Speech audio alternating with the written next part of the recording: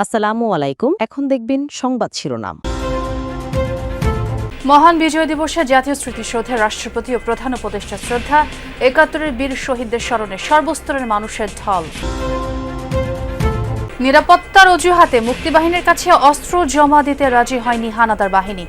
আনুষ্ঠানিক দলিলে আত্মসমর্পণ শব্দটি এড়াতে মরিয়া ছিল পাকিস্তান। বিজয়ের ৫৪ বছর পরেও দুর্নীতির কারণে শ্লথ বাংলাদেশের অগ্রযাত্রা, সর্বস্তরের শুদ্ধতার চর্চার উপর জোর দিচ্ছেন বিশিষ্টজনেরা। এতক্ষণ শুনছিলেন সংবাদ শিরোনাম, এখন দেখবেন বিস্তারিত।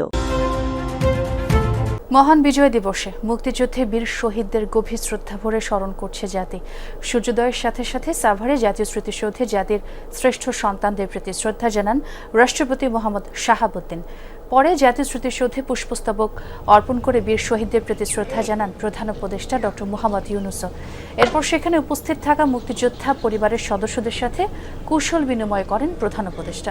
পাশাপাশি বিভিন্ন কূটনৈতিক সদস্য, উপদেষ্টা পরিষদের সদস্য, সরকারি কর্মকর্তা এবং সামরিক বাহিনীর কর্মকর্তাদের সাথে শুভেচ্ছা বিনিময় করেন তিনি।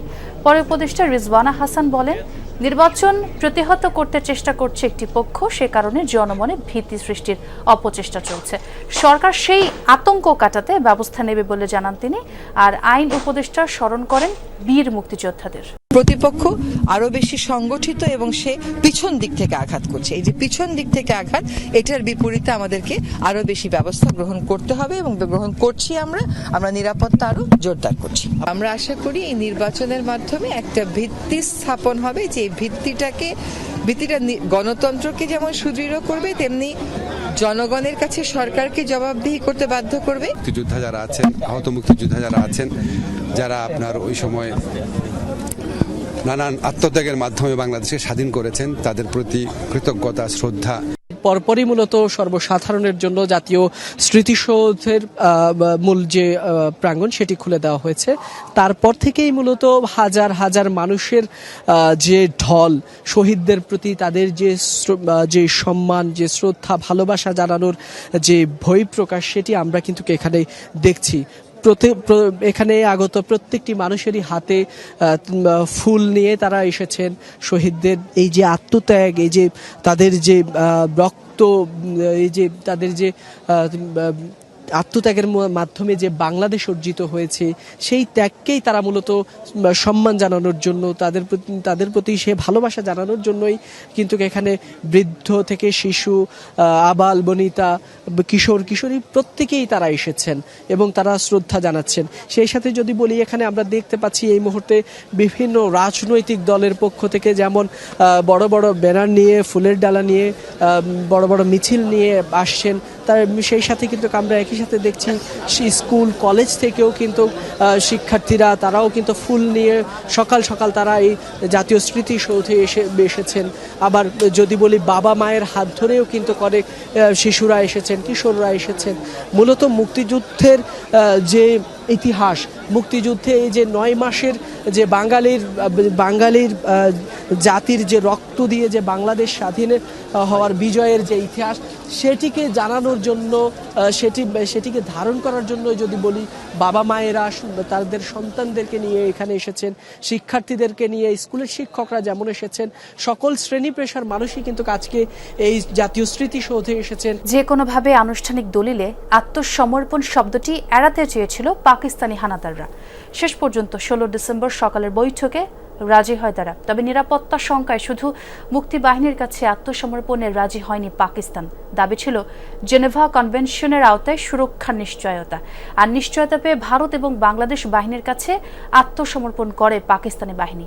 মুক্তিবাহিনী এবং ভারতীয় বাহিনী ১৬ ডিসেম্বর সকালে এসে উপস্থিত হয় মিরপুর ব্রিজের ঠিক ওপাশে। সেখান থেকে আত্মসমর্পণের জন্য নিয়াজির উদ্দেশ্যে একটি চিঠি পাঠানো হয়। সে চিঠি যখন ক্যান্টনমেন্টে গিয়ে পৌঁছায়, তখন চলছিল ঊর্ধ্বতন সামরিক কর্মকর্তাদের একটি বৈঠক। সেই বৈঠক থেকে আত্মসমর্পণের বিষয়ে আলোচনার জন্য সিদ্ধান্ত হয়। চিঠির প্রতি উত্তর দিয়ে জেনারেল জামশেদকে পাঠানো হয় এই মিরপুর ব্রিজে। December 16th. পরে আত্মসমর্পণের শর্ত নিয়ে আলোচনার জন্য ক্যান্টনমেন্টে যান ভারতীয় ও মুক্তিবাহিনীর ঊর্ধ্বতনরা। কয়েক ঘন্টা ধরে চলে আলোচনা। নিয়াজির আশা ছিল দলিল হবে যুক্তরাষ্ট্রের কনসাল জেনারেলকে দেয়া যুদ্ধবিরতির প্রস্তাবের আদলে। And then Mukti forces in the Eastern Theater. সাবেক আমলা হাসান জহির তার সেপারেশন অফ ইস্ট পাকিস্তান বইয়ে লিখেছেন, পাকিস্তানিরা আত্মসমর্পণ শব্দটি এড়াতে আপ্রাণ চেষ্টা করেছিল। JFR জ্যাকব তার সারেন্ডার অ্যাট ঢাকা বইয়ে লিখেছেন, আত্মসমর্পণ দলিলের খসড়া লিখেছিলেন তিনিই। ওসমানী ও AK খন্দকারকে অনুষ্ঠানে উপস্থিত করতে অধস্তনদের নির্দেশও দিয়েছিলেন। নিয়াজি বাঙালিদের কাছে আত্মসমর্পণে কোনোভাবেই রাজি হননি। এর কারণ ব্যাখ্যা করেছেন শিক্ষাবিদ সিরাজুল ইসলাম চৌধুরী। পরাজয়টা বাঙালির কাছে হলো, এইটা তারা মানতে চায় না দুই কারণে। একটা কারণ হচ্ছে তাদের ভয় ছিল যে সেটা হলে তাদের মানুষ চতুর্দিক থেকে তাদের ঘেরাও করবে এবং তারা ফেরত যেতে পারবে না। দ্বিতীয়, তাদের মান সম্মানের ব্যাপার ছিল যে তারা মুক্তিবাহিনীর কাছে হারছে, বাংলায় পাকিস্তানি যে একটা পূর্ব পাকিস্তান তার মানুষের কাছে হারছে, এইটা তারা লজ্জাজনক মনে করলো। নিরস্ত্র মানুষ, সাধারণ মানুষ। দলিল চূড়ান্ত হলে দুই পক্ষের ঊর্ধ্বতনরা সোহরাওয়ার্দী উদ্যানে যান। ঢাকা ক্লাব থেকে স্বাক্ষর অনুষ্ঠানের জন্য নেওয়া হয় সাদামাটা table chair. Prisoners of war. Instrument of surrender নামের দলিলে স্পষ্ট লেখা হয়, পাকিস্তানের সব সশস্ত্র বাহিনী বাংলাদেশে ভারতীয় ও বাংলাদেশ বাহিনীর কাছে আত্মসমর্পণ করবে। এর মধ্যে থাকবে সেনা, নৌ, বিমান বাহিনী সহ সব আধা সামরিক ও বেসামরিক বাহিনী। যেখানেই থাকুক, লেফটেন্যান্ট জেনারেল জগৎজিৎ সিং অরোরার কমান্ডাধীন নিকটস্থ বাহিনীর কাছে অস্ত্র সমর্পণ করতে হবে সবাইকে। অস্ট্রেলিয়ার বন্ডে সমুদ্র সৈকতে অস্ত্রধারীর হামলার পর স্থানীয় মুসলিম ও ইহুদি ধর্মাবলম্বীদের মধ্যেই উদ্বেগ উৎকণ্ঠা বিরাজ করছে। পর্যটক কিংবা স্থানীয় ইহুদি ধর্মাবলম্বী হওয়ায় দেশটিতে অনিরাপদ বোধ করছেন তারা। অভিযোগ, সাম্প্রতিক সময়ে অস্ট্রেলিয়ায় ইহুদি বিদ্বেষ বেড়েছে। অপরদিকে হামলাকারীরা পাকিস্তানি বংশোদ্ভূত মুসলিম হওয়ায় সামাজিক অঙ্গনে মুসলিম বিরোধী মনোভাব বৃদ্ধির আশঙ্কা করছেন কেউ কেউ। এই ঘটনার পর সতর্ক অবস্থানে দেশটিতে বসবাসকারী মুসলমানরা। ছুটি কাটাতে অস্ট্রেলিয়ায় বেড়াতে গিয়েছিলেন ইসরায়েলি পর্যটক কবি ফারকাশ। বন্ডাই বিচে আয়োজিত ইহুদিদের ধর্মীয় অনুষ্ঠান হানুকায় যোগ দিয়েছিলেন উৎফুল্ল মনে। কল্পনাও করেননি ইসরায়েল থেকে এত দূরে এসে এমন ভয়ঙ্কর অভিজ্ঞতার মুখোমুখি হতে হবে তাকে। সুন্দর একটি ছুটি কাটানোর আশায় এখানে এসেছিলাম, আর বন্ডাই বিচ ঘুরে দেখার ইচ্ছা আগে থেকেই ছিল। তবে দুর্ভাগ্যজনক হলেও এখন আর এই স্থানে নিজেকে নিরাপদ মনে করছি না।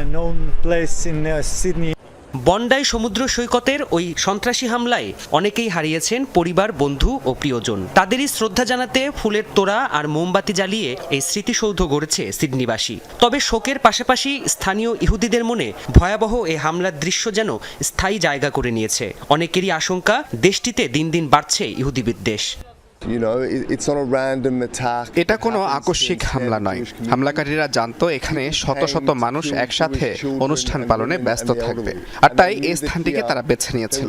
তারা যত বেশি সম্ভব ইহুদিকে হত্যা করতে চেয়েছিল, কারণ তাদের কাছে ইহুদি হওয়াটাই অপরাধ।